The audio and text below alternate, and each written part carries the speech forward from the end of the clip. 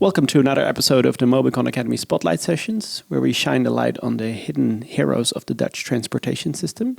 I'm joined today by Ronan, our intern from the US, and you want to talk about breaking the law but making it legal. Yeah. in the short term, in the short context, yes. It's about turning right on red, and specifically for cyclists and not for cars. So yeah, it's a good distinction to make. Yes, we're not advocating for right turn on red. So for cars. at an intersection, right, you're treated with a red light, and you can just quickly make a right turn as a cyclist to get out of the way of heavy traffic that could be piling up behind you. And this idea is kind of born within cities where bike infrastructure isn't as developed as here in the Netherlands. Right. Because what's interesting is in the past, CTOR, cyclist turn on red, was a thing here in the Netherlands, from what I understand. But as we built more separated bike lanes, it's not necessary to have anymore. Right. I rarely see at a those signs. Protected intersection. Yeah, it's exactly. Not a necessary you can just feature. turn right on red. You're not interfering with anything except for maybe some pedestrians. Yeah. But for cities in the United States, for example, you have direct conflict with cars when you're turning on red and you're on the next to the car lane. Yeah, exactly. So the main, arguments against it is, visibility. That's what most municipalities try to understand is it safe for cyclists to do? And from what we understand from research is that it generally is. Yeah. Bikes, they have to yield anyway at a red light. They can't just go. So they yield, they look at their surroundings, they have better visibility in a car generally. Yeah.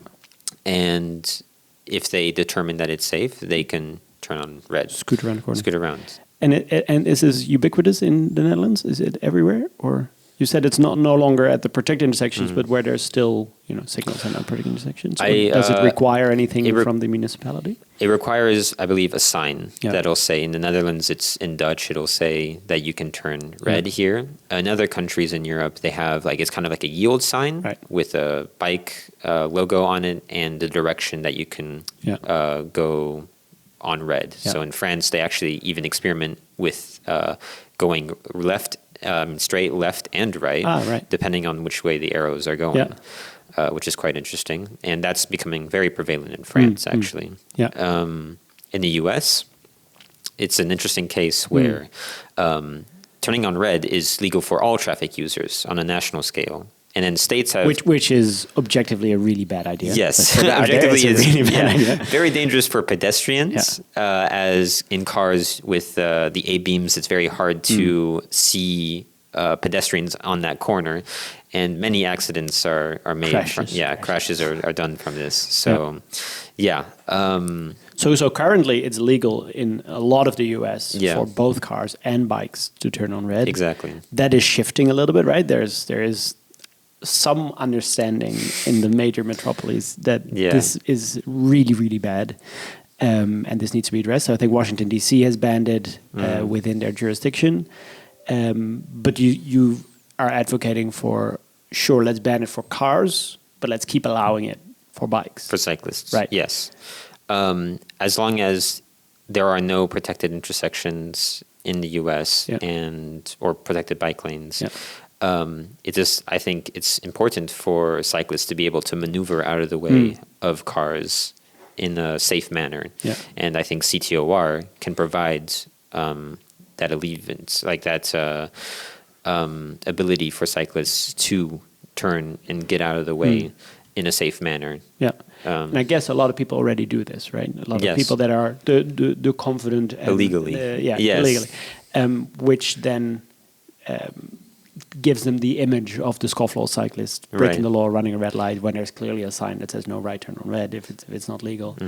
But you're saying, well, actually they're being safe, and let's allow that explicitly. Right. And what would it take for the US to get there?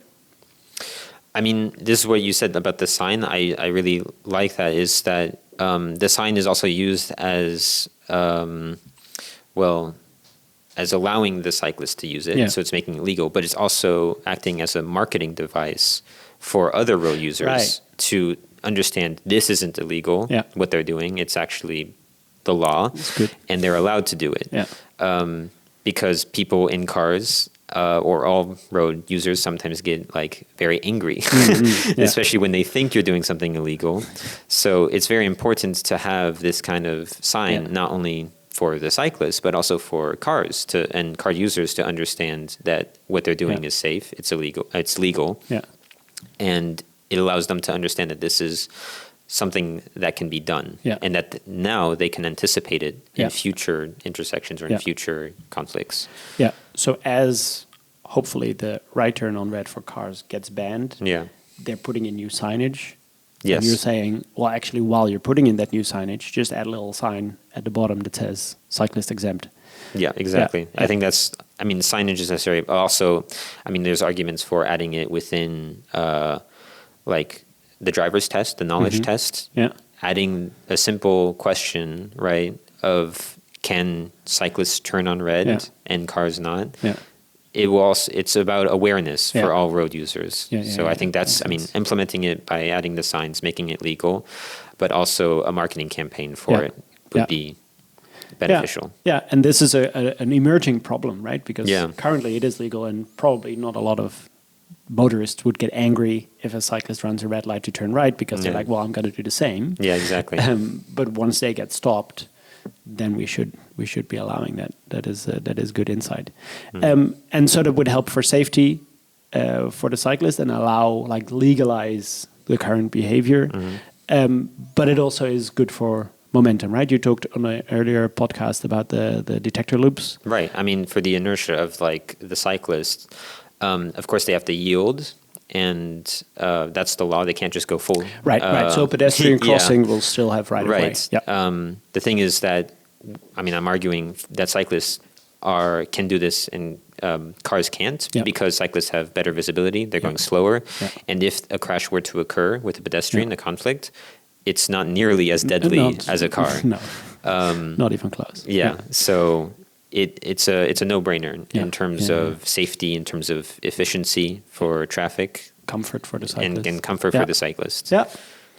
Sounds like a quite simple and really good idea. Which is why France and Paris especially has been adding these everywhere. It's really taken off internationally. Exactly. Nice. Thank you very much for your insights. Super interesting. I hope this was a good call to action for the American cities contemplating banning right turns on red, which would be a really good idea, except for cyclists. Thanks for the input. Thanks for listening to the Mobycon Academy Spotlight sessions. Hope to see you next time.